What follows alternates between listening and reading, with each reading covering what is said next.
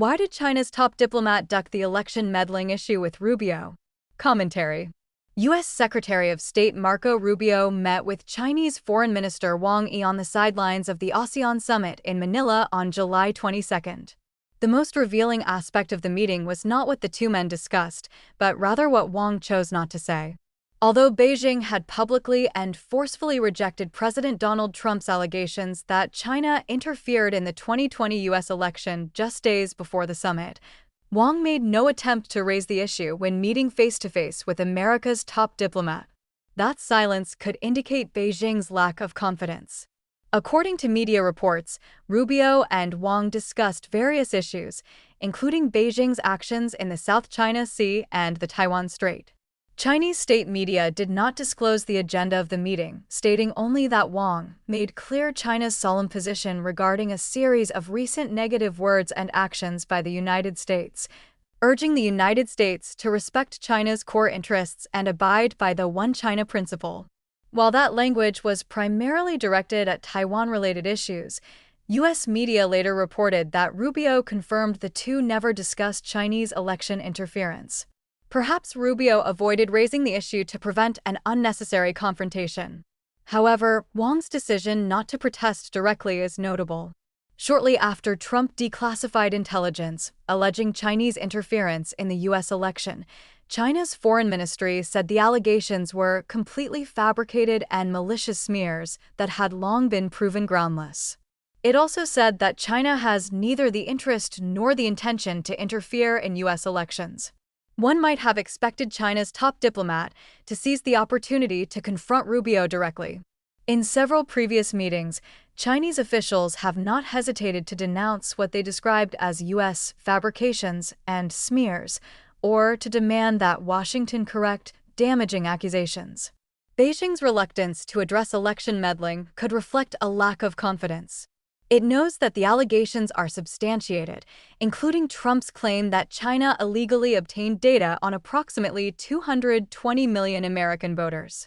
Days before the Wang-Rubio meeting, the White House released a series of declassified documents to support the U.S. president's claims. According to those documents, the stolen data included names, addresses, phone numbers, party affiliations, and other sensitive information useful for voter analysis. They reveal that Chinese authorities assigned a dedicated data development team to the effort. Beijing also knows that Trump's broader allegations are not without basis. According to the declassified materials, China sought to exploit domestic and international anti-Trump organizations and other anti-Trump forces in an effort to reduce his electoral support and prevent his re-election. The materials allege that these efforts included leveraging business ties with major U.S. companies, amplifying negative media coverage of Trump, and using platforms such as TikTok, Facebook, Twitter, and YouTube to shape public opinion on issues including the COVID-19 response, the economy, racial tensions, immigration, and partisan conflict. No matter how carefully such operations are conducted, they inevitably leave traces, especially when facing the capabilities of U.S. intelligence agencies. Moreover, although Beijing has publicly dismissed the allegations as fabricated, it has largely avoided directly addressing the specific declassified documents released by the United States. One intelligence memorandum, declassified on July 10, describes China's analysis of voter registration data obtained from 18 states. The North Carolina files alone covered more than 8 million registered voters. Another document, a presidential daily brief assessment dated June 25, 2020, concluded that Beijing had attempted to pressure a White House official by threatening to reveal damaging personal information about the individual.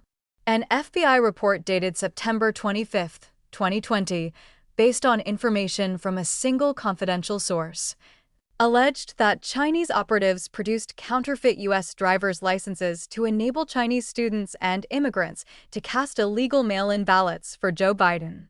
The reason why Beijing has not confronted Washington directly is simple: it can't risk prompting the United States to release more evidence. In my view, this is a key reason why Wang chose not to bring up the issue during his meeting with Rubio. Beijing also knows that if Wang had accused the United States directly, Rubio would have almost certainly fired back without hesitation. Wang could have easily found himself unable to respond, turning the encounter into yet another embarrassment for the Chinese Communist Party, one that would quickly spread across both traditional and social media. There is another reason for Beijing's restraint. Trump has proven to be an unconventional opponent who has seen through the CCP's playbook. As Trump's rhetoric toward Beijing has grown increasingly forceful, Chinese leaders have become even more reluctant to issue a protest they cannot confidently defend, fearing it would only further provoke him. On July 21st, during a bilateral meeting with the president of Lebanon at the White House, Trump was asked whether he planned to exert pressure on China over declassified intelligence, alleging its interference in the 2020 election. Trump replied, "Well, we're going to talk to them about it. I think China is maybe a little bit different today than it was then. But look, they do things and we do things to them, I'll be honest. We do things to them too. It's not a one-way street." Trump once again sent a clear message to Beijing: the United States is prepared to talk, but it will not ignore the CCP's hostile actions. If Beijing chooses confrontation, Washington will respond in kind. In the end, the CCP may find that the boomerang of its own actions has come back to hit it.